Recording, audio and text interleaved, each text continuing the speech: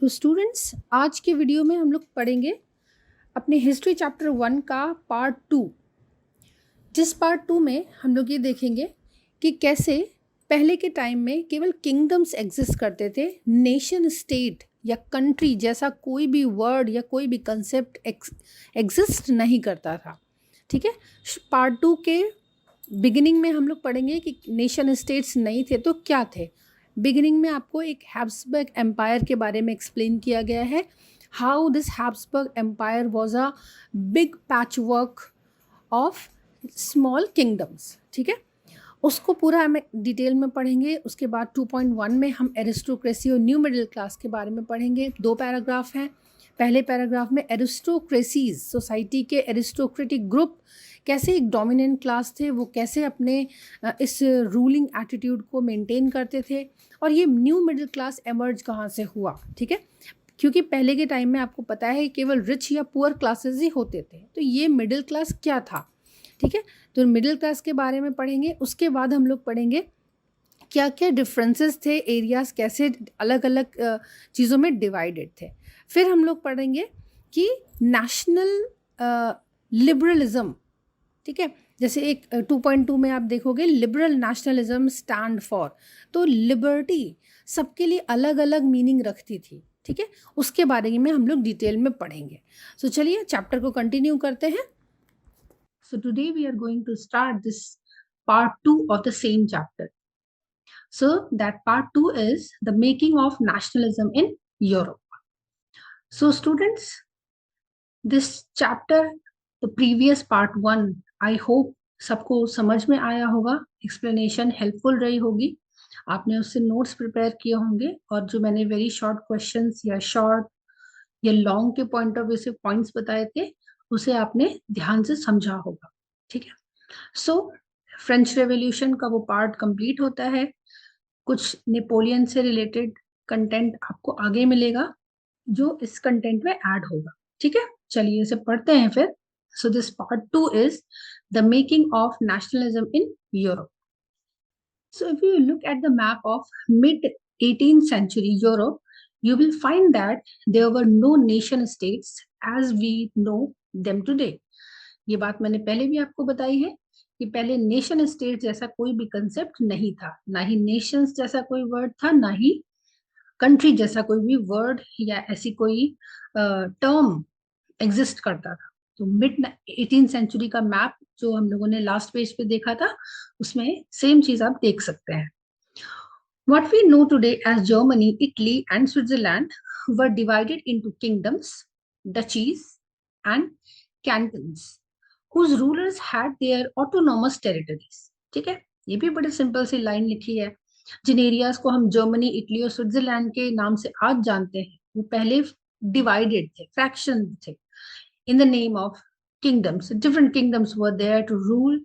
There were duchies, there were cantons, and their rulers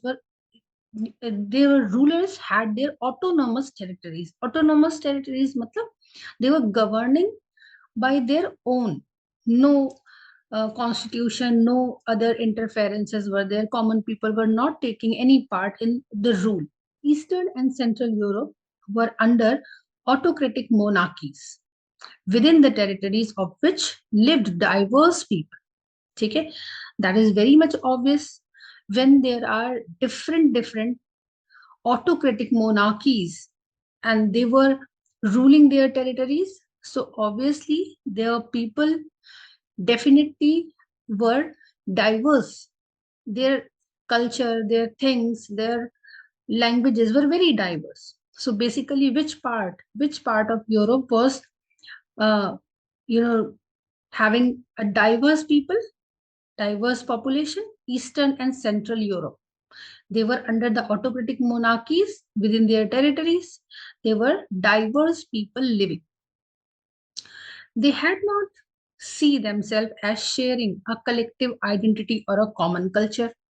So if they are having a very diverse culture, the population was very diverse. So obviously they were not having any collective identity or a common culture. Her kingdom का अलग अलग तौर तरीका था, अलग अलग culture था, अलग अलग करेंसी हो सकती है, अलग अलग रहन सहन, basically you can say they were lacking collective identity. Often they even spoke different languages and belonged to different ethnic groups. जिन चीजों की सबसे ज्यादा बात होती है वो क्या है, उनकी भाषा.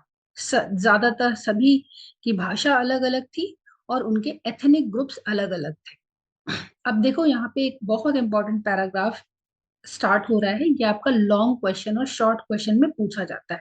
ठीक है, डाइवर्सिटी क्या थी.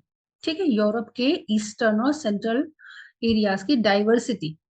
द हैब्सबर्ग एम्पायर, अपने बुक में आप मार्क करके रखो इसे, द हैब्सबर्ग एम्पायर. ये एम्पायर नेम भी बहुत इंपॉर्टेंट है. The Habsburg empire that ruled over Austria Hungary for example was a patchwork of many different regions. एक सबसे इंपॉर्टेंट एम्पायर था इस एरिया का, वो था हैब्सबर्ग एम्पायर, जो बेसिकली रूल करता था ऑस्ट्रिया और हंगरी पर. ठीक है, ये एम्पायर अपने आप में एक पैचवर्क था. पैचवर्क का मतलब होता है छोटे छोटे हिस्से जोड़ जोड़ कर एक बड़ा हिस्सा बनना. ठीक है, एक ये पूरा एम्पायर छोटे छोटे हिस्से जोड़कर बना था. तो वो कौन कौन से हिस्से थे? It included the Alpine regions, the Tyrol, Austria, the Sudetenland, as well as Bohemia, where the aristocracy was predominantly German speaking. ठीक है, अब देखो यहाँ पे एरियाज बताए हैं, टायरोल, ऑस्ट्रिया, सडनलैंड. ठीक है, यहाँ पे एरिस्टोक्रेसीज थी. अभी इसमें एरिस्टोक्रेसीज के अलावा क्या है, वर प्रीडोमिनेंटली जर्मन स्पीकिंग. किस बारे पे फोकस किया गया है कि इन पर्टिकुलर एरिया में जो एक भाषा रूल करती थी वो थी जर्मन. ठीक है, ये याद रखिएगा, ये एरियाज, ये नेम्स आप याद रखें. It also included the Italian speaking provinces. अब यहाँ पे कौन सी दूसरी भाषा, यहाँ पे अंडरलाइन करो, जर्मन स्पीकिंग एरियाज हैं. फिर देखो इटालियन स्पीकिंग प्रोविंसेस कौन से थे, भाषा के बेसिस पर एरियाज डिवाइडेड. जर्मन स्पीकिंग पढ़े हमने, अब दूसरा कौन सा, Italian speaking provinces. There were Lombardy and Venetia. In Hungary half of the population spoke Magyar. ठीक है, ये एक डायलेक्ट है. ठीक है, मगेर. while the other half spoke a variety of dialects. एक उस एरिया की फेमस लैंग्वेज हुआ करती थी मगेर, जिसको हंगरी की आधी पॉपुलेशन बोलती थी और बाकी की आधी पॉपुलेशन अलग अलग डायलेक्ट्स में बात करती थी. इन गैलेशिया द एरिस्टोक्रेसी स्पोक पोलिश. अब यहाँ पे तीसरी भाषा, पहली हमने पढ़ी जर्मन, फिर हमने पढ़ी इटालियन, फिर हंगरी में बोली जा रही है मगेर, फिर डिफरेंट डायलेक्ट्स. ठीक है, अभी गैलेशिया में कौन सी बात हो रही, Polish language. Besides these three dominant groups, they also lived within the boundaries of empire. इसी हैब्सबर्ग एम्पायर के दायरे में तीन और डोमिनेंट ग्रुप्स आते थे. वो कौन से थे, आगे देखते हैं. A mass of subject peasants people. ठीक है, अभी एक ही जैसे कई ग्रुप्स थे लोगों के. Bohemians, Slovaks to the north. North में कौन है, Bohemians, Slovaks. Slovenes in Carniola, Croats in the south, and Romans to the east in Transylvania. ठीक है, ये आपको याद करना पड़ेगा. इसको थोड़ा सा वर्ड्स आपके लिए ट्रिकी हो सकते हैं, तो आप इनको अपने हिसाब से प्रोनाउंसिएशन नोट करके आप इन्हें अच्छे से याद कर सकते हो. तो यहाँ पे तीन, there lived within the boundaries of the, तीन डोमिनेंट ग्रुप की बात हो रही है ना, तो ये तीन डोमिनेंट ग्रुप्स है. ठीक है, बोहेमियंस का ये नॉर्थ का हिस्सा, फिर स्लोवनेस, ये क्रोएट्स साउथ में.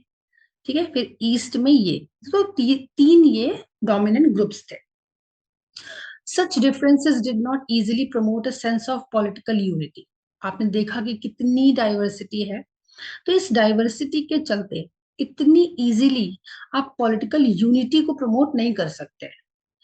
The only tie binding these diverse groups together was a common allegiance to the emperor. एक कॉमन चीज थी जो उन तीनों में एक कह सकते हो कॉमन थी, और तीनों चीजों को, इन सबको बांध कर रखती थी. वो क्या था, इस डाइवर्सिटी में भी एक चीज से बंधे थे, वो था एम्परर। हैब्सबर्ग एम्पायर है, जो भी एम्परर होगा बस वही कॉमन था, बाकी इनके बीच आपस में कुछ भी कॉमन नहीं था।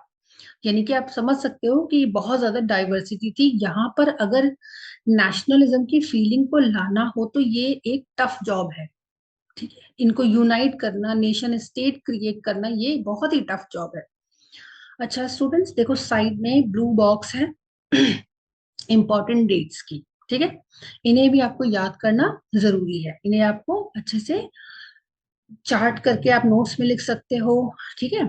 तो आप इनको भी बिल्कुल इग्नोर नहीं करेंगे। ऐसे ही बुक चैप्टर में जो भी आपके साइड बॉक्स में इंफॉर्मेशन दी हैं, आप उसको बिल्कुल इग्नोर नहीं करिएगा, ठीक है, पढ़िएगा उसे भी। 2.1 the aristocracy and the new middle class, ठीक है। अब देखो ये बड़ा इंपॉर्टेंट चैप्टर का हिस्सा है, एरिस्टोक्रेसीज, ठीक, और न्यू मिडिल क्लास।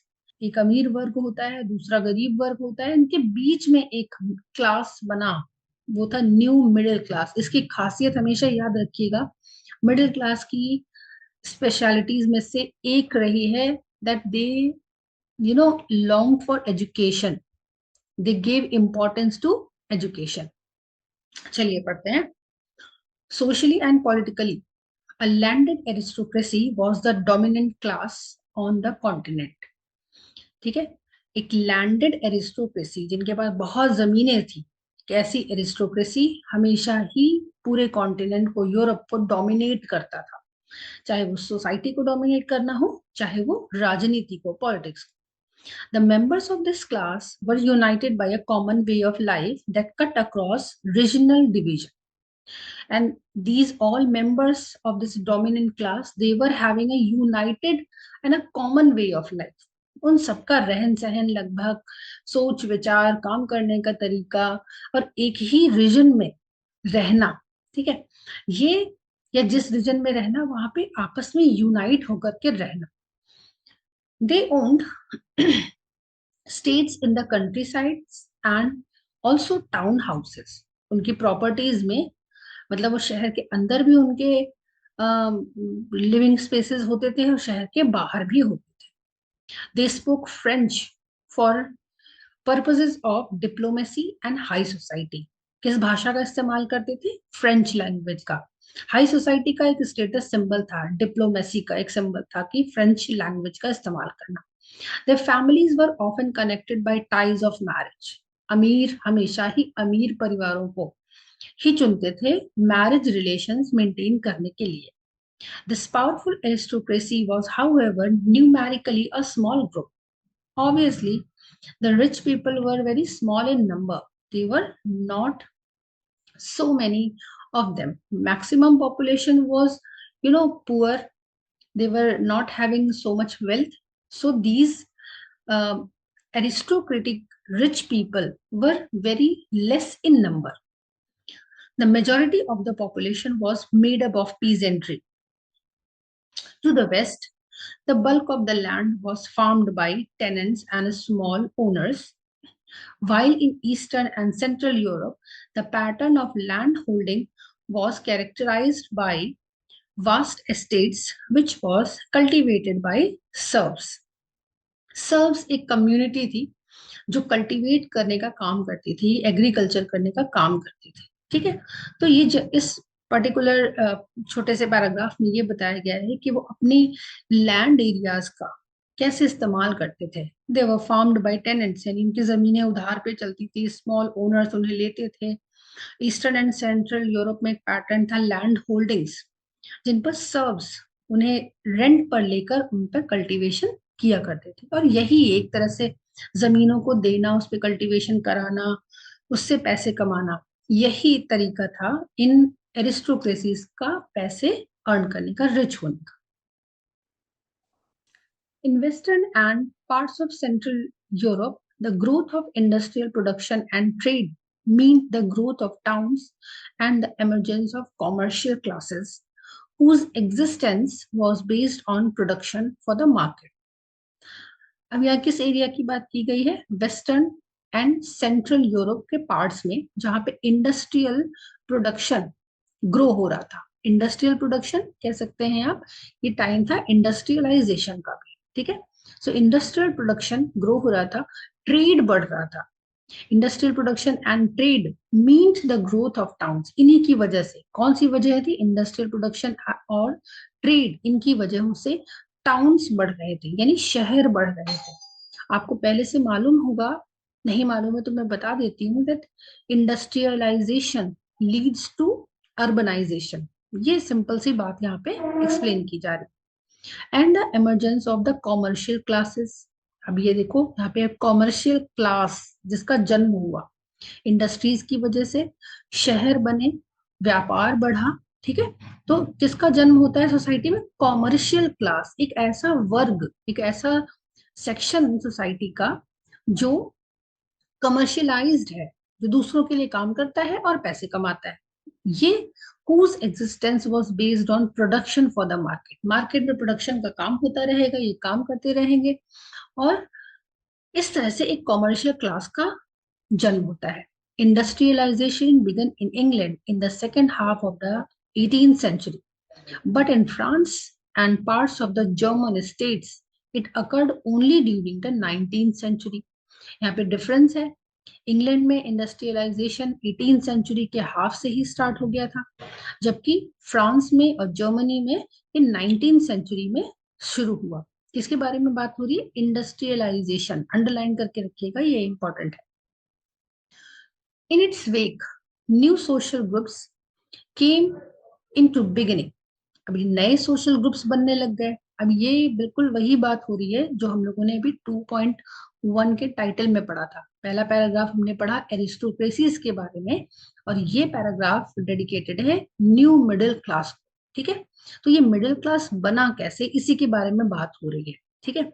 इंडस्ट्रियलाइजेशन हुआ, अब इंडस्ट्रीज हैं तो काम करने के लिए लोग चाहिए, काम करने के लिए लोग जहां भी काम करेंगे वहां उनको सेटलमेंट चाहिए, तो सेटलमेंट करने के लिए क्या होगा? टाउन्स बसेंगे, टाउन यानी कि धीरे धीरे वो शहर बन जाएंगे। तो इस तरह से कॉमर्शियल क्लास बना, ठीक है। यही बात यहाँ पे की जा रही है। इन इट्स वेक यानी कि इंडस्ट्रियलाइजेशन की वजह से new social group came into being, a working class population. क्या थी इसका टाइटल? पहले क्या है? ये पॉपुलेशन कौन सी थी? वर्किंग क्लास, ये काम करते थे। And middle classes made up of industrialist, businessman, professionals, ठीक है। अब मिडिल क्लासेस मिल के किससे मिलकर बना था? इंडस्ट्रियलिस्ट थे, चाहे छोटे हों या बड़े हों, बिजनेसमैन थे और प्रोफेशनल्स थे। In central and eastern Europe these groups were smaller in number, ठीक है। अब ये कम थे till late 19th century. Central और ईस्टर्न यूरोप में अब ये 19th सेंचुरी तक कम लोग थे, मिडिल क्लास लोग। It was among the educated, liberal middle classes that idea of national unity following the abolition of aristocratic privileges gained popularity। ठीक है, ये एजुकेटेड लोगों तक, यानी नेशनल यूनिटी की बातें, नेशनल यूनिटी के आइडियाज या एरिस्टोक्रेटिक प्रिविलेजेस को अबॉलिश करने का आइडिया, ये दोनों आइडियाज कौन कौन से? फिर मैं बताऊं आपको। नेशनल यूनिटी को प्रमोट करना और एरिस्टोक्रेटिक प्रिविलेजेस को अबॉलिश करना, ये दोनों आइडियाज ये कॉमन थे। किन में? एजुकेटेड लोगों में और लिबरल मिडिल क्लास लोगों में। अब आप देख सकते हो कि ये दोनों चेंज लाने वाले आइडियाज किसके दिमाग में है या किन लोगों में कॉमन है? एजुकेटेड मिडिल क्लास में और लिबरल मिडिल क्लास, पढ़े लिखे लोग हैं और लिबर्टी यानी लिबरल आइडियोलॉजी में बिलीव करते हैं। आई होप सबको समझ में आया हो। 2.1 एरिस्टोक्रेसीज के बारे में एक पैराग्राफ था, और दूसरा पैराग्राफ जो था वो मिडिल क्लास के बारे में था। What did liberal nationalism stand for? अभी लिबरल्स का जो नेशनलिज्म है ये किस बारे में बात करता है? ये क्या विचारधारा रखता है? Okay, ideas of national unity in early 19th century Europe were closely allied to the ideology of liberalism। ठीक है, देखो लिबरल वर्ड या ये आइडियोलॉजी तो किसी एक थॉट को बिलोंग करेगी ना, लिबरलिज्म को, ठीक है। ये क्या था? Idea of national unity in early 19th century Europe वो closely allied to the ideology of liberalism. Liberal मैंने आपको पहले भी बताया है, लिबर से बना है जिसका मीनिंग होता है फ्रीडम, आजादी।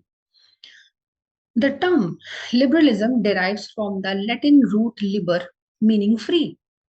That is a simple sentence. For the new middle classes, liberalism stood for. देखो अब हर किसी के लिए liberal वर्ड का मतलब अलग अलग हो सकता है. जैसे कोई जेल में बंद हो तो उसके लिए लिबर्टी का मतलब होगा जेल से आजादी. कोई आजाद घूम रहा है मगर उसके ऊपर कुछ रिस्ट्रिक्शंस है तो रिस्ट्रिक्शन से आजादी. तो ऐसे ही मिडिल क्लास के लिए, न्यू मिडिल क्लास के लिए लिबरलिज्म यानी कि आजादी किस बारे में थी? Stood for freedom for the individual and equality of all before the law. ठीक है, न्यू मिडिल क्लास के लिए हर इंडिविजुअल को फ्रीडम होनी चाहिए और हर इंडिविजुअल लॉ की नजर में इक्वल हो.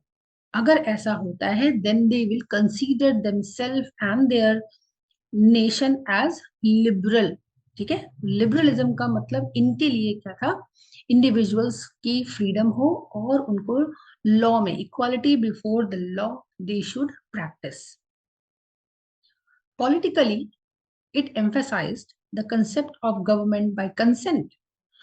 पॉलिटिकल आइडियोलॉजी क्या थी इनकी? ये मानते थे, ये चाहते थे कि गवर्नमेंट ऐसी हो जो कंसेंट से बने. अब कंसेंट कौन देगा? यानी कॉमन पीपल. यानी कि जब भी देश को चलाने के लिए या एरिया को, कंट्री को रन करने के लिए कोई गवर्नमेंट हो तो वो कंसेंट से बने, लोग उसको चाहें, लोग उसको वोट करें, हाँ ना बोले उसके लिए. Since the French Revolution, liberalism had stood for the end of autocracy and clergy privileges. अगर हम फ्रेंच रेवोल्यूशन की बात करें तो फ्रेंच रेवोल्यूशन के टाइम लिबरलिज्म का मतलब था कि ऑटोक्रेसी से फ्रीडम मिल जाए और जो क्लैरिकल प्रिविलेजेस हैं, प्रिविलेजेस बाय बर्थ थे क्लर्जीज के, नोबिलिटीज के, वो खत्म हो जाए. A constitution and representative government through parliament. देश में कॉन्स्टिट्यूशन हो और पार्लियामेंट्री सिस्टम के तहत सरकार चले. ठीक है, यानी फ्रेंच रेवोल्यूशन में लिबरलिज्म का ये मतलब था. बट न्यू मिडिल क्लास के लिए लिबरलिज्म का मतलब कुछ और था. हम लोगों ने अभी अभी पढ़ा, दोनों डिफरेंसेस दिए हुए हैं. ठीक है, लिबरल्स के लिए फ्रीडम का मतलब था इंडिविजुअल फ्रीडम हो, इक्वालिटी बिफोर द लॉ हो, जो भी गवर्नमेंट बने वो पीपल कंसेंट से बने. जबकि फ्रेंच रेवोल्यूशन में क्या था? ऑटोक्रेसी खत्म की जाए, क्लरिकल प्रिविलेजेस खत्म की जाए, कॉन्स्टिट्यूशन हो, पार्लियामेंट्री सिस्टम से गवर्नमेंट का रिप्रेजेंटेशन होता रहे. ठीक है, 19th century liberals also stressed inviolability of private property. ठीक है, 19th सेंचुरी में लिबरल्स को चाहिए था कि प्राइवेट प्रॉपर्टी रखने का भी उनको राइट मिले. ठीक है, यानी संपत्ति बना सकें. Yet, equality before the law did not necessarily stand for universal suffrage. अब यहाँ पे एक लूप होल भी था. लूप होल क्या? जो हम लोगों ने फ्रेंच रेवोल्यूशन में भी देखा था. That loophole was that equality before the law is not necessarily standing for universal suffrage. Universal मतलब men and women both should not be given equal rights. That's especially right to vote. The loophole is men should be given right to vote, but women may not have. नहीं भी women को right to vote मिला तो चलेगा. ठीक है, ये एक लूप होल था. You will recall that in revolutionary France, which marked the first political experiment in liberal democracy, the right to vote and to get elected was granted exclusively to property owning men. ठीक है, property owning man.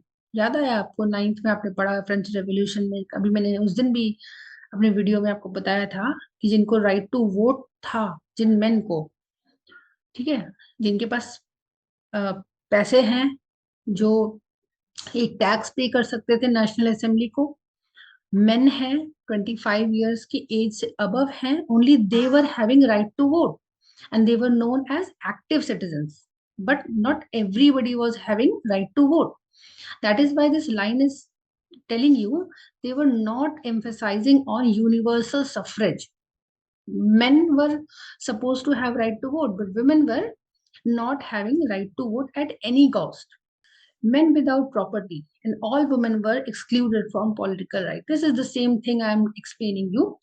Only for a brief period under the Jacobins did all adult males enjoy suffrage.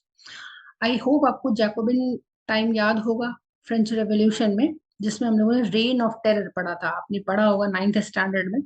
ठीक है, Jacobins era was the only era where all adults male specially, यहाँ पे ये भी नहीं था कि प्रॉपर्टीड है कि नहीं है, सारे मेल्स को राइट टू वोट दिया गया था. बट यहाँ पे नोटिस करो, यहाँ फीमेल नहीं लिखा है, वुमेन को राइट टू वोट अभी भी नहीं दिया था उन्होंने. ठीक है, तो ये तो इम्प्रूव किया कि प्रॉपर्टीड मेन ही नहीं, सबको राइट टू वोट होना चाहिए. बट अभी भी उन्होंने ये इम्प्रूव नहीं किया था कि फीमेल्स को भी या वुमेन को भी राइट टू वोट मिलना चाहिए. ठीक है, सो ये लाइन याद रखने वाली है, दिस इज वेरी इंपॉर्टेंट, कि पहले प्रॉपर्टी ओनिंग मेन को ही राइट टू वोट मिला, they were known as active citizens.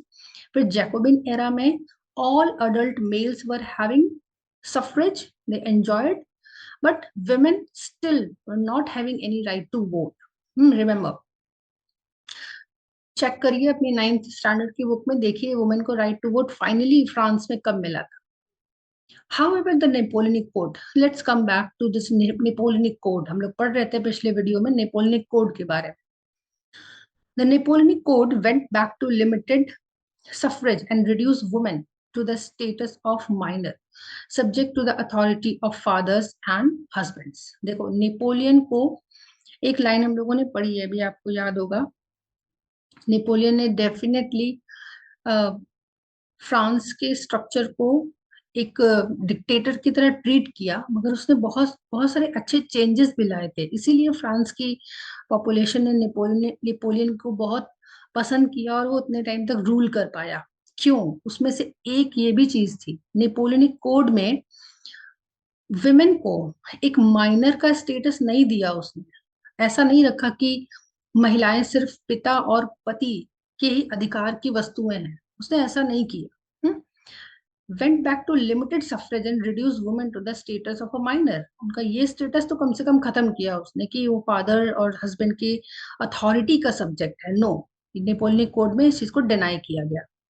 Throughout the 19th and early 19th centuries, women and non-propertied men organized opposing movements demanding equal political rights. ठीक है, so this line is telling you till 19th century or early 20th century, most of all women, इससे कोई फर्क नहीं पड़ता कि वो अमीर घर की हैं, गरीब घर की हैं, उनका वुमेन होना ही काफी था कि आपको राइट टू वोट नहीं मिलेगा. और मेन के साथ प्रॉब्लम क्या थी? अगर नॉन प्रॉपर्टीड हैं then they are not going to have any right to vote. तो ये दो ग्रुप्स ऐसे थे, all women and non property men. They organised opposition movement demanding equal political rights. तो ऑब्वियस सी बात है कि जब भी न्यू मिडिल क्लास बनेगा तो न्यू मिडिल क्लास के लिबरलिज्म को सपोर्ट मिलेगा. किसका मिलेगा सपोर्ट? विमेन का और नॉन प्रॉपर्टीड मेन का. अगर आपको याद हो तो नॉन प्रॉपर्टीड मेन ने ही जैकोबिन क्लब को सपोर्ट किया था, तभी जैकोबिन क्लब 1 साल तक इतना मतलब टेरिबल ही सही रूल कर पाया था. ठीक है, ओके.